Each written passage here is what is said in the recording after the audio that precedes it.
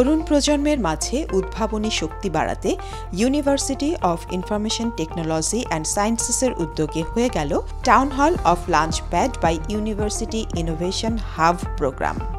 University innovation hub প্রোগ্রামের সমন্বয়ে এই আয়োজন করা হয়। এখানে প্রধান অতিথি হিসেবে উপস্থিত ছিলেন ডিইআইডিপি ও বিএইচটিপি এর প্রজেক্ট ডিরেক্টর মঞ্জুর মোহাম্মদ শাহরিয়ার। অনুষ্ঠানে সভাপতিত্ব করেন university of information technology and সায়েন্সেসের ভাইস চ্যান্সেলর অধ্যাপক ড. মোহাম্মদ আবু হাসান ভূঁইয়া। অনুষ্ঠানে সেমিনারের মূল বক্তব্য দেন ইউআইটিএস এর ইনস্টিটিউশনাল কোয়ালিটি অ্যাসুরেন্সের পরিচালক ইঞ্জিনিয়ার মোহাম্মদ শাফায়েত হোসেন।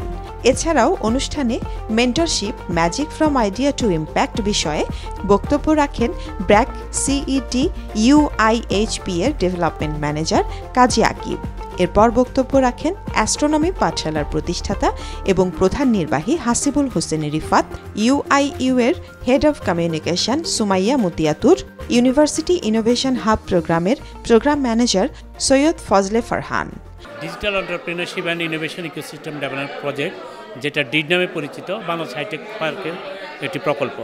আইসিটি ডিভিশনের অধীনে পরিচালিত এই প্রকল্পের মাধ্যমে আমরা 10টি ইউনিভার্সিটি ইনোভেশন হাব প্রোগ্রাম পরিচালনা করেছি। একই সাথে আমাদের start up scale up programme আছে। পাশাপাশি কারণ বাজারে নির্মিত হচ্ছে সর্বাধুনিক সফটওয়্যার টেকনোলজি পার্ক। এখানে একটা দেখার বিষয়, আজকে আমরা যেখানে এসে ইউআইটিএস এই ইউনিভার্সিটিতে ছাত্রছাত্রীদের মাঝে আমরা আসলে এটাকে আমরা বলি টাউন হল প্রোগ্রাম, মানে আমরা কোনো প্রোগ্রাম শুরু করার আগে শিক্ষার্থীদের মাঝে আমরা কথা বলি। কথাটা বলা এই কারণে তাদের মধ্যে একটা ক্ষুধা তৈরি করার জন্য, জ্ঞানের প্রতি ক্ষুধা, তৃষ্ণা তৈরি করার জন্য।